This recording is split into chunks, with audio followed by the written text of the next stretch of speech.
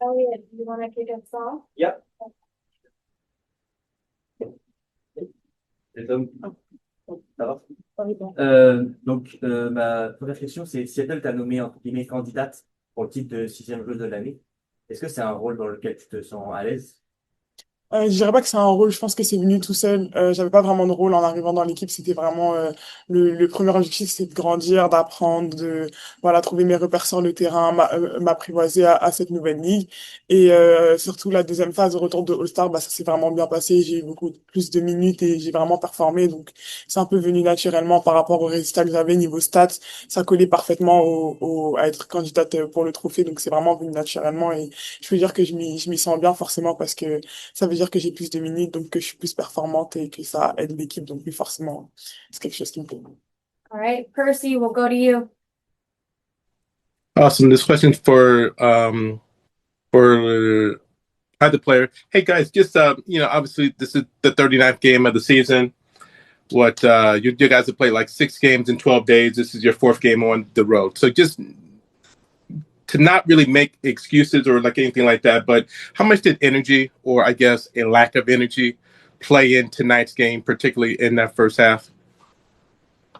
I mean, I think everyone is locked in, when it comes to being physically ready for the games. There's no excuse for what happened today other than um, not matching the energy of the other team. As far as I know, everybody was ready to go. But we have to get to a space where we can match or exceed our opponent's energy. All right, Andrew, you're up. Thanks. Dominique, what was coach's message to you all in there after you had the 3 game winning streak? But this tonight, what did she emphasize to you all to just get through this and then play against the Lynx in a few days' time? Those past few days, it was just about being intentional in whatever we wanted to do on the court. We knew that we need to have a good push. We had bad losses before, and so we needed to be better on the court, to have a better offense and a better defense, and that's what we did for the last game. As Nneka said today, we have no excuses for today, and we just want to let that behind us and keep going on what we did before that, and we're gonna stay on the pocket. All right, Kasim, you're up. Hey guys, well, it's the hardest play to defend in basketball, but how would you rate your pick and roll defense tonight? And also, it seemed like they kind of beat you guys off backdoor cuts a lot. What happened there? I mean, I feel like Kelsey Mitchell was definitely the head of the snake that we were trying to figure out how to defend, rerouting her so that she didn't have multiple ways to go. But we didn't do a great job of that because she had some back doors and our help side wasn't necessarily there. And I think, once they kind of recognized how we were guarding on-ball screens, I don't think that we ramped up the aggression the way we could have or adjusted the way we could have as players on the court, not necessarily in the schemes, to be able to make it difficult on ball. All right, up next, Christian. Yes, my question's for Nneka. This you guys are out rebounded 42-21. That's one of the largest discrepancies of this so far this season.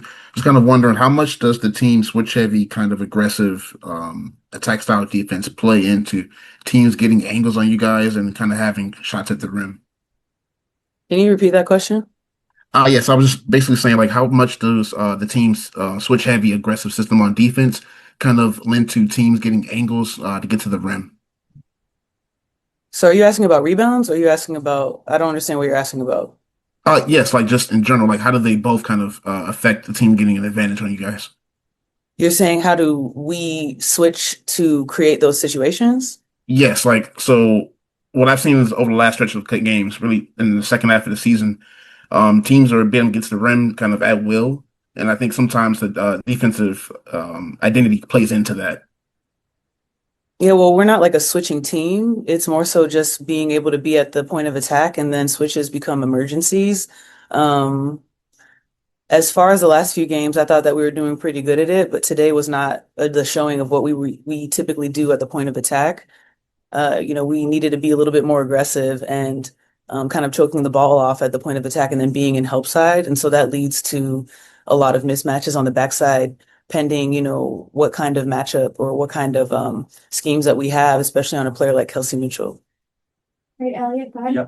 Nneka, just wondering, like, how do you do Dominique's progression throughout the years, and what are the advices that you gave to her, like, to progress? I mean, I was just telling her in the hallway, that she needs to just keep playing strong. There's no other way but up for her, and every single game is an improvement. She's a smart player. There's no quarreling that. And I think that each game there's a feel that becomes a little bit more of a muscle memory for her. She demands a lot of attention and she's getting a lot of physicality because of it. But I just keep telling her to keep playing her game and not to get bogged down by, mistakes, because mistakes happen. And I think she's done an amazing job of responding in game to individual plays to be able to just continue to make herself incredibly effective on both ends of the floor. All right, final question. We'll go back to Percy. Awesome. Thank you. Hey, Nneka, I was just wondering, how have you incorporated the three ball in your game this late in your career? Like you're shooting, I think you attempted like something like 150 threes sort of heading into this game, and like before this year, it was like 70 or like something, and you're still shooting at a high clip. Was that intentional? Was that something that like in the off season said I'm going to work on this in my game, or is that just something that just happened? I think it's kind of a combination of both a little bit, and also the empowerment and encouragement from my coaches and my teammates. Every year I don't waste any off season. And so I went into this off season, firstly, wanting to be kind of leaner, but still strong. So that was something that I worked on. And then, I wanted to be in the gym, and I usually start I start entering the gym after the season around Thanksgiving, and it was just imperative for me to not just shoot comfortably in general, but I wanted to be more of a scorer rather than a shooter, and that was something that I worked on a lot. And when I say worked on, it was really just the discipline of coming in every day. Uh, in the meat of my off season, or I guess like in the busiest time of my off season, I am on the court about 4 to 5 times a week, and I'm making at least 300 to 600 shots each one of those days. And so I've kind of figured out the best formula that works for me in the off season. And I also really love health is really the biggest thing for that too, like being able to stay healthy. And I love how I feel now that I've mastered my off seasons. Thanks, Nneka. Thanks, Dom. Thanks.